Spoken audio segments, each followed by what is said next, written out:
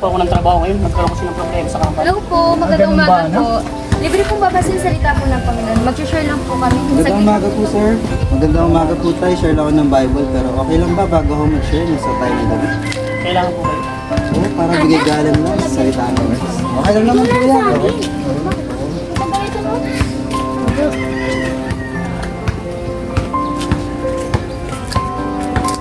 So, salamat po at pinayagan niya. Hindi lang naman niya.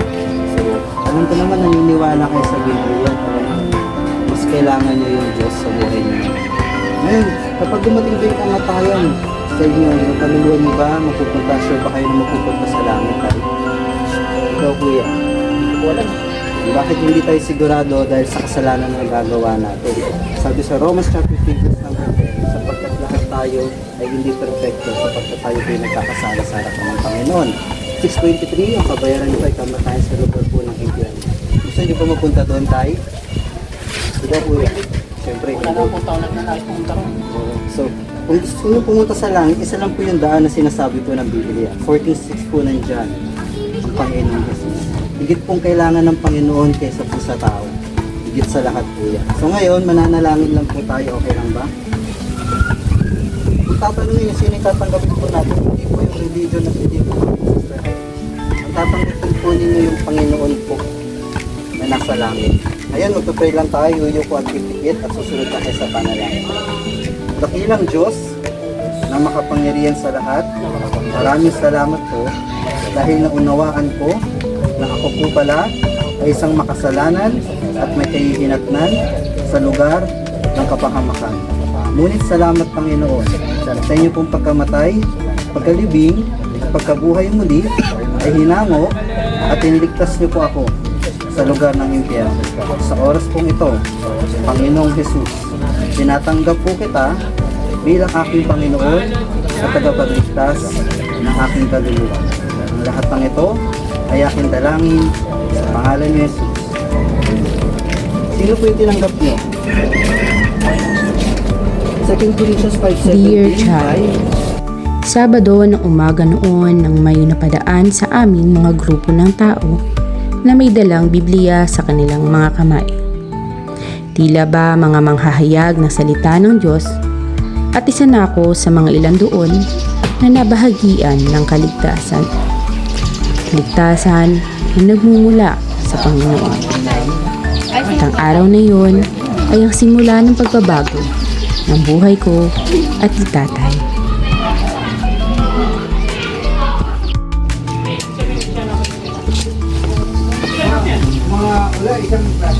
Kuya Malboro.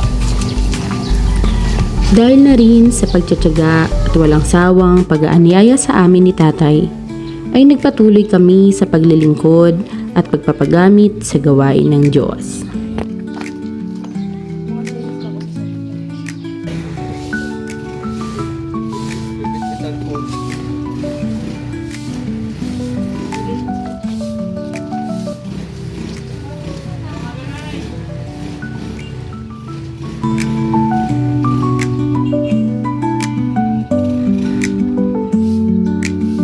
Ang kaakibat ng pagiging Kristiyano ay yung pag-uusig eh.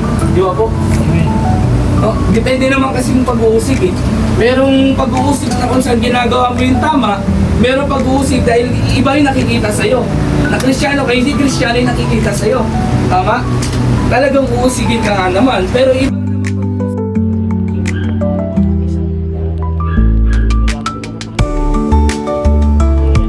Sa katuwaan ko sa gawain ng Diyos, ay naranasan ko rin ang magturo sa mga bata.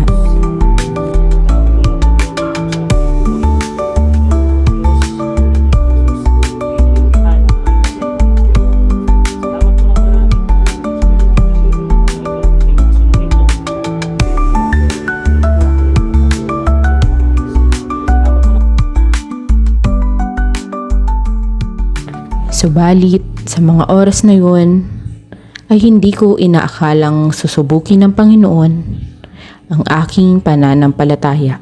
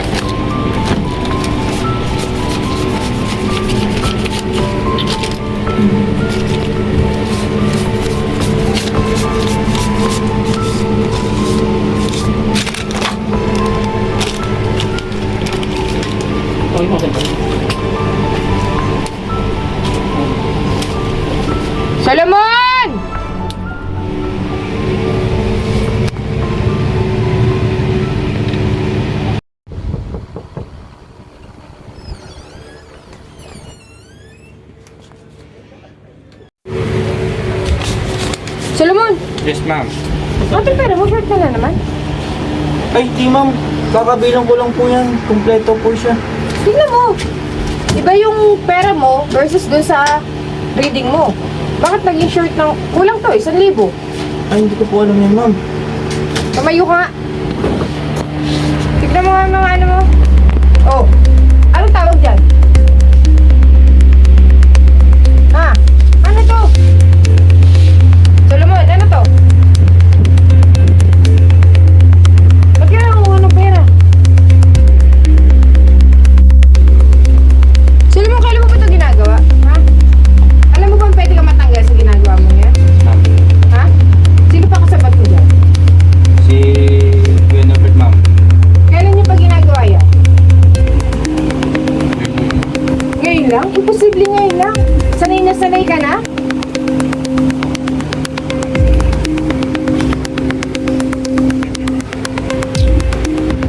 Pwedeng kasama talaga si Norbert. Kaya pala nang hihingi siya ng... Oh, Norbert, bakit? Magandang araw po, ma'am. Magpapakimusan ako baka pwede ko maragdagan yung aking oras para po sa aking duty. Bakit di pa ba sapat yung 6 hours na binibigay ko? Video po lang kailangan po kasi ng budget para po sa babayaran namin sa bahay. Hindi, may na kasing benta natin ngayon eh. Kaya yung 6 hours, sapat lang yun para sa kada crew na nag-duty dito. Ano po ba? Unfair naman sa iba kung bibigyan kita ng 8 hours, 9 hours, tapos sila 6 hours lang. Diba? Sige po, ma'am. Salamat po, ma'am. Okay.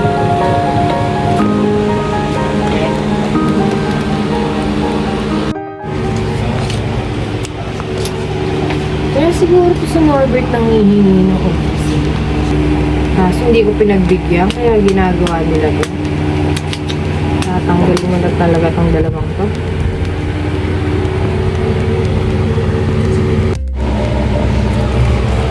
Mag-i-air kayong dalawa.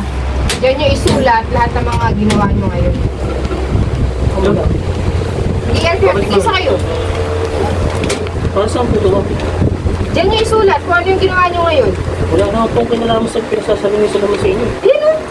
Katabi mo mismo sa Solomon, siya nagsabi. Pinabihan lang ako. Ano bang ginawa ko? Ano bang ginawa ko? Ano bang ginawa mo na, ma'am? Ano bang ginawa niyo po, ma'am? Short siya ngayon. Nakita ko yung 1,000 sa damit niya. Ang kasabot daw, ikaw. Wala po kung kinalaman sa pinagsasabi niyo, ma'am. Kaya siguro nang humingi ka ng schedule na mahaba nung isang araw ah. Hindi po totoo yun, ma'am. Magamat nangihingi po ako ng schedule kung hindi ko magagawa. Malinis ko naman nga ito sa pagkatabaw. Hindi, pagsulat na lang kayo dyan. Diyan nyo isulat yung lahat ng mga Natanggal ako sa trabaho ng walang kalaban-laban pagkat idinamay ako sa isang maling gawain na hindi ko naman ginawa. Ganun pa man, Ate Charo, nagpatuloy ako sa paglilingkod at hinayaan na lang na ang Diyos ang kumilos sa lahat. Ang paghihingi natin ng tawad, siya'y tapat at banal na tayo papatawarin.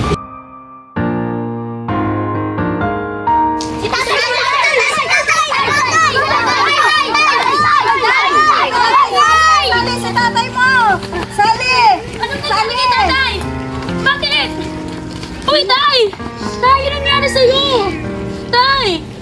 Uy, wala pa si Norbert! Paano yan? May cellphone po ba? Tawagan po natin! Sige na po! Uy! Norbert! Tay! Ang tatay! Tay! Uy, Tay! tay! Tay! Nasa'y tayo! Tay! Sa hindi inaasahan, ang tatay ay inatake at na-stroke. Hindi ko alam ang gagawin ko noon, Ate Charo, pagkat wala akong trabaho. At tanging asawa ko lang ang kumakayod para sa amin.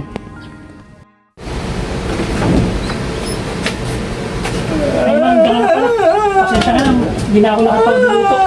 Masyado kasing busy. Gawa ng inasikaos pa si tatay. Ano? Di ka nakapagluto? Maghapon ka dito, anong ginawa mo?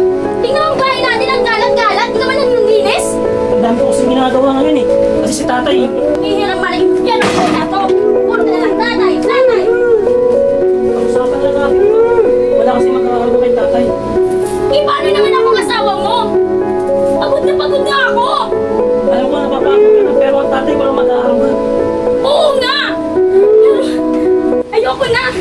puntong iyon, Ate Charo, ay nagsimula na rin ang pagtatalo naming mag-asawa dahil sa sitwasyon na meron Tatay kami. mo, na walang pakinabang. Pwede mo natin ito pag-usapan. Wala! Simula na simba-simba ka dyan. Sumama ka sa basura na yun. Napagulo-gulo ang ating buhay. Hindi aalis ako. Ayoko na. Pagod na ako. Ayoko na. Pwede mo natin pag-usapan. Wala tayong dapat pag-usapan. Huwag kang umalis. Bitawan mo nga ako. Mas kailangan ko ng ramay ngayon sa ganitong sitwasyon na Di meron. ba? Para mas mahal mo naman yung simbahan na yun, pumunta ka doon. Doon ka. Humingi ka ng karamay doon. Tutulong mo. Huwag kang umalis. Ayoko nga.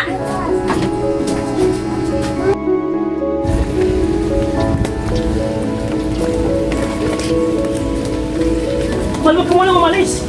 Pag-usapan muna natin ito. Wala na tayo pag-usapan. At tuluyan na nga akong iniwan ng asawa ko. Tayo sandali na lang tayo. Maluluto itong pagkakain. Kaya man na naman.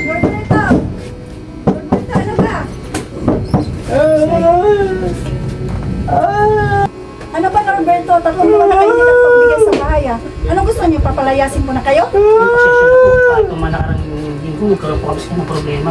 Ayaw niyo po bukas na bukas lang po para makabakit kayo sa inyo. Siguraduhin mo, ha, bukas na bukas magbabayad ka. Hindi yung lagi na lang ako nagbibigay sa inyo na. Sorry po, Nay. Salamat po. Wala na akong ibang alam gawin noon, Ate Charo, kundi ang manalangin at kumapit sa pangako ng Diyos.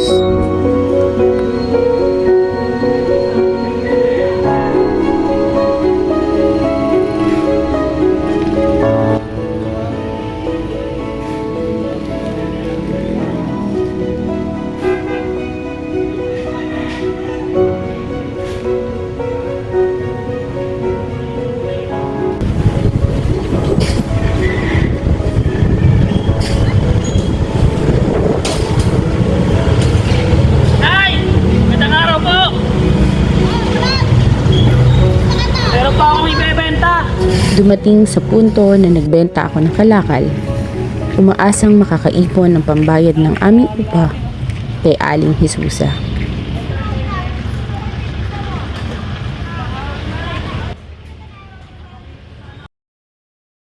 Nay, bibenta ko sa mga kapatid na ngayon.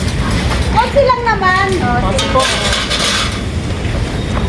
Langin na natin, ah. Nay. Tulungan na kita, Nay. O, sige.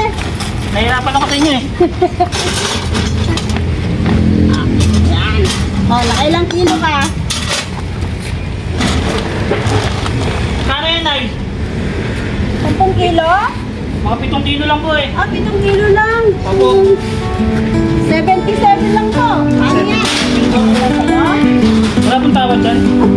Okay. Sige, Nay. Salamat po ha. Wala? Salamat.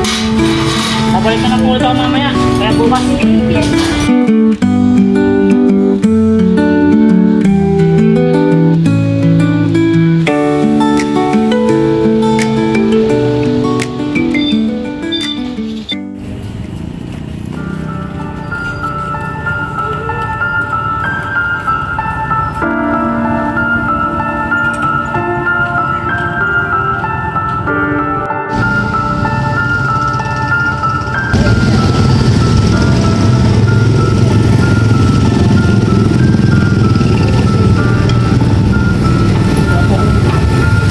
Ako ba kailangan nila? Kailangan ko po ito. Maliit ang bahay namin. Busin.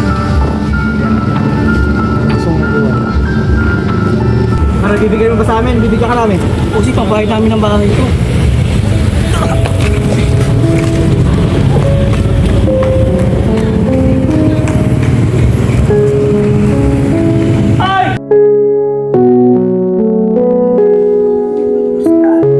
Diyos ko, hindi ko man maintindihan na yung nais mo sa buhay ko.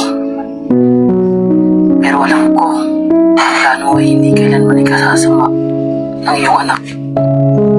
Purihin ang ngalan mo, Diyos.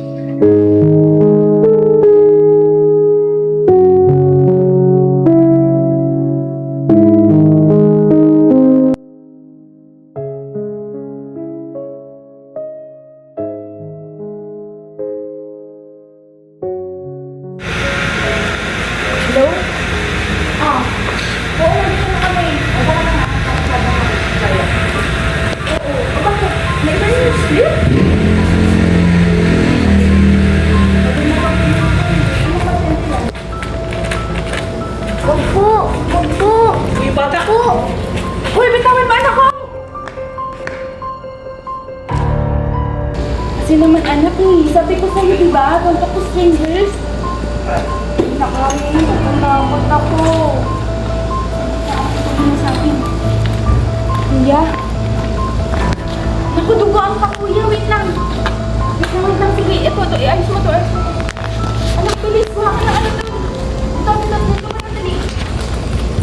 Naku, ano nangyari sa'yo? Nasaksak ako kanina, ma'am. Ha?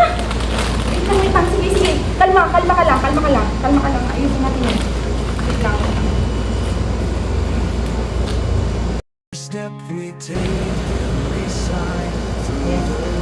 Okay na. Importante nagawa natin ang paraan. Hindi natin nandun. Kaya mo na uwi? Kaya na po ito. Hindi na kita kailangang ihatid pa? Salamat po sa tulong. Nga pala, salamat ha sa pagligtas sa anak ko. Ito calling card ko. Kahit anong kailangan na bibili ko sa'yo. Tawagan mo lang ako.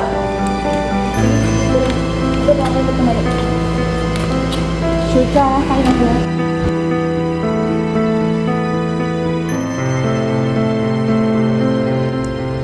Lumipas ang mahabang panahon. Tinulungan akong magsimula muli ni Dr. Yam sa biyaya ng Panginoon. Pinag-aral niya ako sa isang universidad ng medisina at unti-unti kong nakita ang plano ng Diyos sa aking buhay.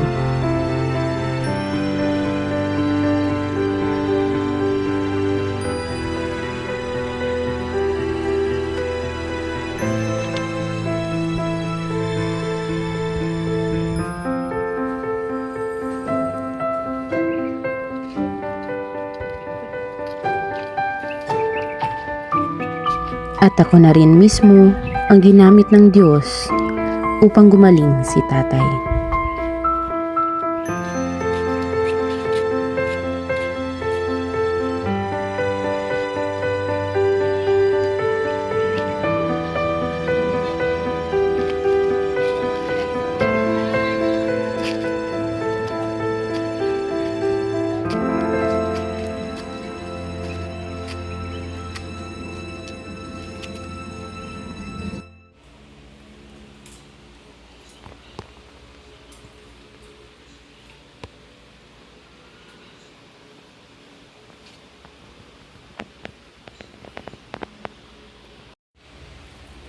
Anak, gamit mo. Tay, Anak, proud ako sa'yo. Narating mo na dapat marating, anak. salamat po sa Diyos, Tay. Kasi hindi dahil sa Panginoon, wala ako sa naralan ng ulo. Siya po ang pinagmula ng lahat ng Anak, handa ka na ba sa awarding mo? Tatay, bago pa tayo mawala sa aking pupuntahan.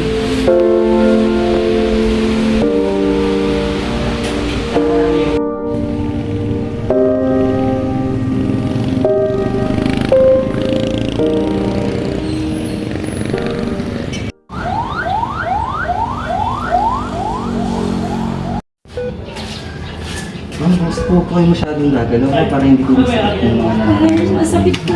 Okay, na-ready ko lang yung mga kailangan sa inyo, ma'am. Para hindi po maibsan po yung mga sakit na nararamdaman sa inyo. Tsaka, less movement po. Relax lang po yung mga paa po natin. Relax lang. Magaling po kayo, ma'am. Basta relax po. Masakit po. Sige po, para mapunasan po natin, malinis po natin siya. Relax lang po. Ay ko po. Sige, dito po. Dito. Yan. Hindi lang, ma'am. Ito na po.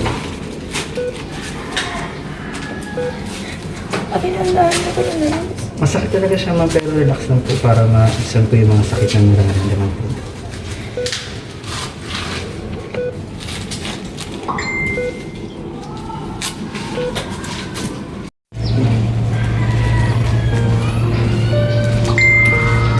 No! Hoy! Tapos na meeting? Opo. Isa naman. Okay nga po sa biyaya tabag ng Diyos. Naging matagumpay yung pag-meeting kanina. Alam mo, tagal ng problema ng ospital natin yan. Pero buti na solusyonan mo. Sa biyaya tabag po ng Panginoon, nagkaroon po tayo ng karunungan para masolusyonan po yung sitwasyon. Alam mo, dyan din ako talaga bilig sa'yo eh. Hindi ako nagkamali sa'yo na paralin kita. Yun nga po, salamat nga ako sa Diyos kasi meron siyang ginamit na tao. Tapos po yun, para malagay ako sa ganung sitwasyon. Ano ka ba? Wala yun. Saka wala din naman silbi yung buhay ko kung hindi ko rin nakakilala yung Panginoon. At ginamit yung instrumento para makilala ko siya. Kung iisipin niyo po, napakabuti talaga ng Diyos na sa kabila ng sitwasyon na pinagdaraanan natin yung talagang gumagamit siya ng mga tao para matulungan yung pinagdaraanan ng bawat isa. Kaya kagaya po po, sa sitwasyon na meron ako, hindi ko akalain na mapapadpad ako. At kayo po yung ginamit ng Diyos na instrumento para mapadpad ako sa ganitong sitwasyon na meron ako. Siguro ginamit na talaga yung bawat isa sa atin. Ito. Kaya talagang napakabuti talaga ng Diyos. Yes po. Yes, sir. Ano po, Dok? Punta ako muna sa Sige, unahin nyo na yun. Salamat po. Salamat ah. Tapos po.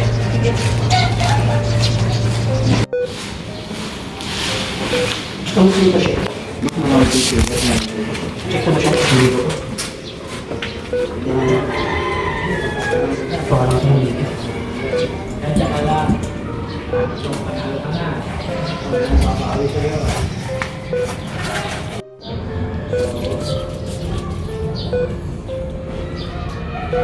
Okay naman yung pasyente. Sige, nurse. Iwan niyo na kami. Okay po.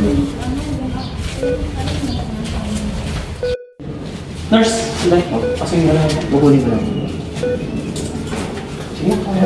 Okay, thank you, Doc. Ano nangyari sa'yo? Akin na nung pinagbago mo. Sagutin mo muna ako. Ano nangyari sa'yo? Simula na naghiwalay tayo. Karoon akong karelasyon. Binubugbog niya ako, nasaktan. Paano nangyari yun? Isimulot sa pool. Hindi ko hinayaan madampi ang kaman ng aking mga kamay.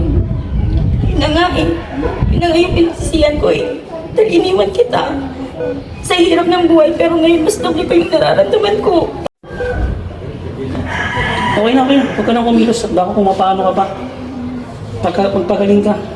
At sa paggaling mo, bumalik ka ulit sa akin. Ayusin natin muli yung mga nasayang na panahon na nawala sa atin.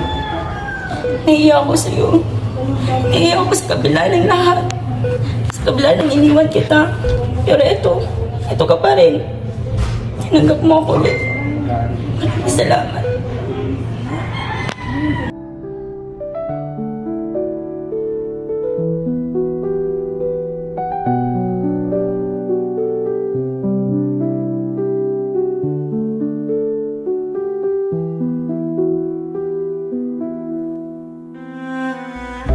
Marami man ang dumaan na pagsubok sa buhay ko, Ate Charo. Doon ay napatunayan kong ano man ang hirap o unos ang dumating sa ating buhay at halos umabot sa puntong ubus na ubus ka na, ay lagi nating iisipin at tatandaan na hanggat tayo'y patuloy na lumalakad sa kalooban ng Diyos, ay kailanmay hindi niya tayo pababayaan.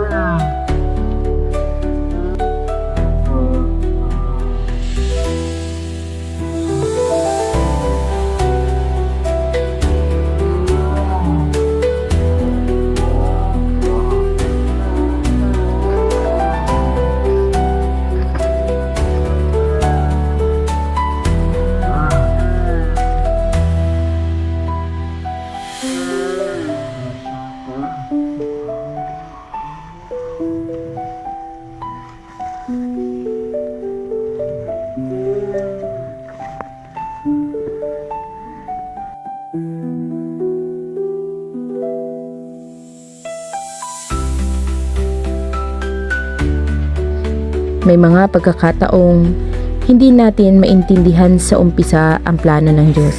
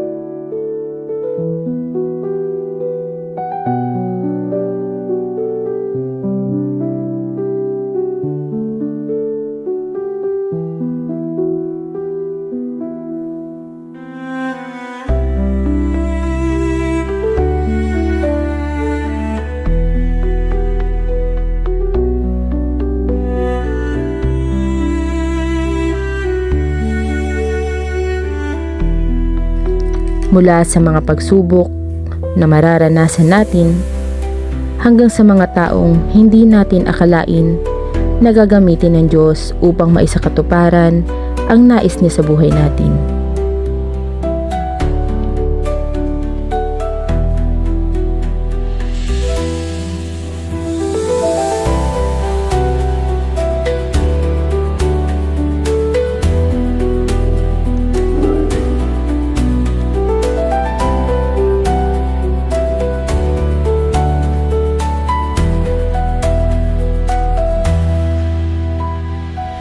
Palagi lang nating tatandaan na kahit anuman ang mangyari, patuloy tayong kumapit sa pangako ng Diyos pagkat ang pag-asa na ating hinahangad ay nasa Diyos lamang.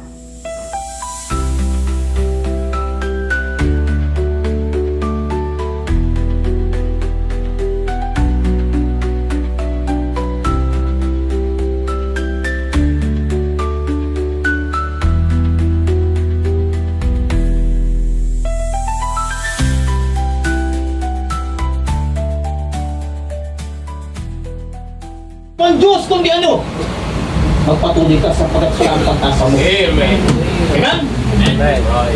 And the hope shown by Nehemiah is a cure for discouragement and disappointment in life. At mula noon, Ate Charo, hindi lang kami ni Tatay ang nagpatuloy sa gawain at paglilingkod sa Diyos. Pati na rin ang aking asawa na minsan na ding nawala ng pag-asa. Subalit naunawaan niya na ang tunay na pag-asa ay sa Diyos nagmumula. Hanggang sa muli,